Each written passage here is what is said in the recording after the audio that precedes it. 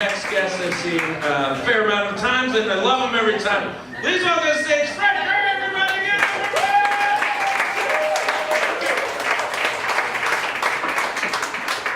Thanks, Chris. Anybody hear what happened at the Tim Hortons in Langley, BC? Yeah! I'll reenact it for those who missed it.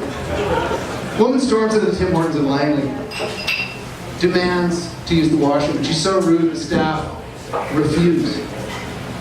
So to retaliate, she takes a dump on the floor and just throws it at her. True story.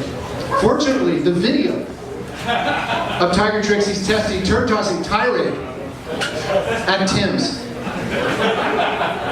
thanks, goes viral. When you watch that video, as I urge you to do, marvel at this woman's talent. In 8 seconds, she extrudes this log, clips her off like a cigar cutter, and just launches the thing. Even as jaded Calgarians, we've all seen professional cowboys achieve far less in 8 seconds. At the greatest outdoor show on earth. Not only did this woman demonstrate impeccable sphincter control, she did not throw like a girl. No, this lady flung her own dung like a coked up chimpanzee playing shortstop. Alright, sticking with that theme, folks, because that worked so well. Had some bad news on the health front. Medical lab called to say they were rejecting my stool sample. Yeah, I wish I was kidding. So, after I got fired and I got divorced, now even my dumps have been dumped. My defecation is deficient. I can't remotely claim to have my shit together. I feel like my parents could have done a way better job coming up with cool names for us kids, as I often complain to my siblings, Jebediah and Clementine.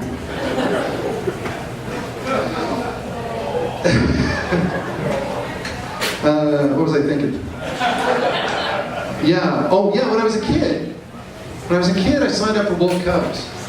Cubs are boys between the ages of 8 and 10 years old who can't do sports.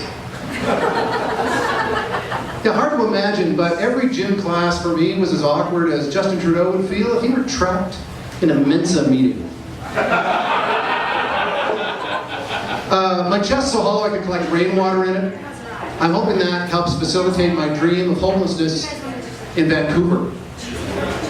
Nothing really goes in this skin color, white with red spots. I guess you could say I'm sort of the opposite of a white supremacist. I'm more of a white inadequate. So the only girl I ever got a date with in high school eventually became a lesbian, and I think I deserve most of the credit for that. Speaking of romance, my girlfriend's teenage daughter asked us to guess what it is that her friend had just texted her friend Chad. So I said, I don't know, God help me, was it a dick pic? And she rolls her eyes, oh, not in the morning. So notice the etiquette for dick pics. Discerning dick documentarians don't display dongs before dusk. When it comes to cock close-ups, there's a cocktail hour. Well, it's 5 o'clock somewhere, Chad. Why don't you go ahead and jam that phone down your pants, see if you can get your good side. My daughter let me know she was bringing a friend over for dinner who is pansexual. Of course, I was terrified of having a pansexual at dinner, worried that they might be attracted to our cookware. She rolled her eyes and said, for God's sake, Dad, no, pansexuals are just open to all 77 genders. Famous feminist play called The Vagina Monologues, banned on college campuses for discriminating against women who don't have vaginas. I'm going to say that again.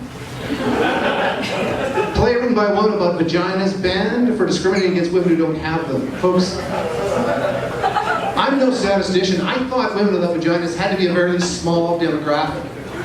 But I guess they're influential because now, apparently, schools are teaching that everyone can menstruate. Anyone can have a period. I'm ashamed to admit that in less progressive times when I was growing up, and I'm talking about the 1870s, millions of boys just like me were denied this basic human right.